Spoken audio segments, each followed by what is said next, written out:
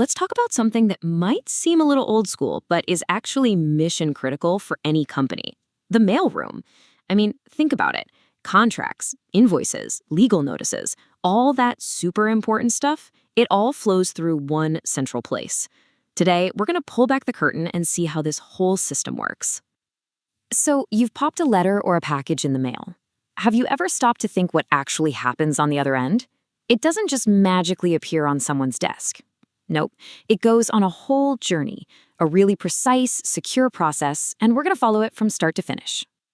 So here's our game plan. We'll kick things off with the absolute basics. Then we'll trace the path of mail coming in and mail going out. We'll also check out the different ways to send stuff, and we'll wrap it all up with the number one most important rule of the mailroom. All right, first things first, before we get into the nitty-gritty of tracking mail, we need to get on the same page about what we're even talking about. Let's lock in the key ideas here. The big word you're going to hear a lot is correspondence. And really, it's just a professional way of saying any written communication. We're talking letters, invoices, contracts, packages, basically anything a company sends or receives that isn't an email. Now, this correspondence is always moving in one of two directions. You've got inward mail, that's everything arriving at the company, like a bill from a supplier. And then you've got outward mail, that's everything the company is sending out, like a response to a customer. Simple, right? It's a two-way street. Okay, so let's follow a piece of mail on its adventure into the company. A letter shows up. To you and me, it's just an envelope. But the second it hits the mailroom, a whole system clicks into gear to make sure it gets to the right person safely and quickly. The whole process really boils down to two key steps. Step one, register it. Every single item gets logged. This creates a paper trail so nothing, and I mean nothing, gets lost. Step two, distribute it. This is all about speed and accuracy. You don't want an urgent invoice sitting in the wrong person's inbox for a week, right? And this is the tool that makes it all work: the inward mail register. Think of it as the mail's passport. Every column is crucial. The registration number gives it a unique ID. The subject tells you at a glance what it's about. And the department column? That's the one that makes sure it ends up in the right hands. It's a simple idea, but it's a super powerful system for keeping everything organized. So that's how mail gets in. But what about mail that's heading out? Well, that journey is just as important and just as structured. You want to make sure every letter or package that leaves the company looks professional and is completely accounted for. The outward trip has three main stages. First, just like with incoming mail, you log it. You always want a record.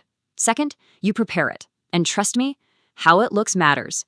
And finally, you dispatch it. You send it off into the world using the best service for that specific item. And here's its counterpart, the outward mail register. It looks a lot like the inward one, right? But you'll notice it tracks the recipient, who it's going to, and has this super handy notes column.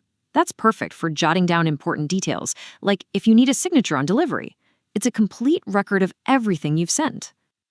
Now that preparation step, it's all about professionalism. Seriously, the little things matter. How a letter is neatly folded into thirds, or how a package is properly wrapped with bubble wrap. It sends a message about the company. It says, we're detail-oriented, and we care. Okay, so the mail is logged, it's all packed up and looking sharp. Now you have to actually, send it. And this isn't a one-size-fits-all deal. You've got choices, and picking the right one comes down to what you're sending, how fast it needs to get there, and how much you want to spend. Generally speaking, you've got two main camps. There's the good old post office, super reliable, great for everyday letters, and often required for official legal stuff. Then you've got private courier companies like DHL or FedEx. You go with them when you need speed and really detailed up-to-the-minute tracking. And even within the post office, you've got levels. Standard mail is your basic, no-frills, cheapest option. Great for things that aren't time-sensitive. But if you're sending a contract, you're definitely going to want to use certified mail. That way, you get proof that you sent it, and proof that they received it. And of course, if you're in a hurry, there's always an urgent option. It's all about matching the service to the situation. So we've gone through all the systems, the registers, the different ways to send mail, but all of this, all of it, rests on one single foundational principle. This is the golden rule of the mailroom, and it is absolutely non-negotiable.